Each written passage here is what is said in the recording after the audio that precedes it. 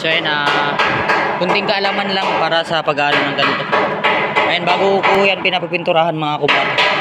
Ginagamitan ho natin yan ng steel brush. Ayan, steel brush yung inaano natin dyan para yung mga nakadikit na kalawang matanggal bago natin pinipinturahan. Ayun, bali nagpipintura na kami.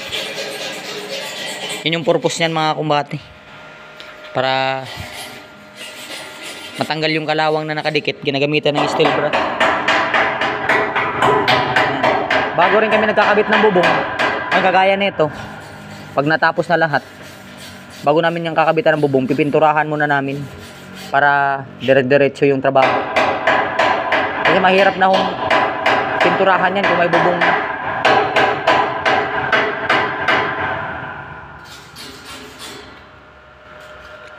Bago ko pinapapinturahan, kailangan munang tiktikin kasi yung mga nakakapit na plugs, tsaka yung may mga kalawang na nakadikit, ayan, ginagamitan natin ng steel brush.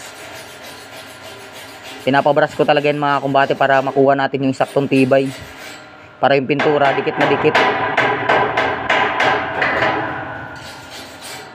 Yung ginamit ko ng pintura dyan, ayan, epoxy, enamel gray. Walang gilder na brand, kaya ayan na lang, pwede naman yan sa pagdating sa bakal.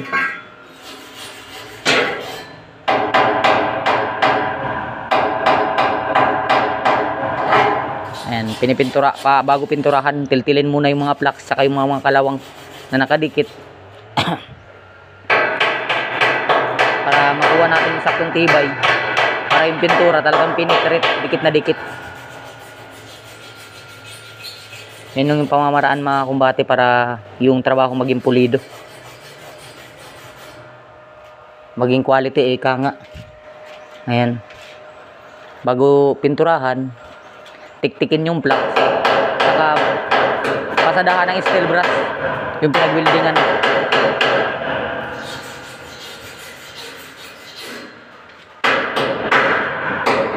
Ayan, so hanggang doon lang muna. Maraming salamat.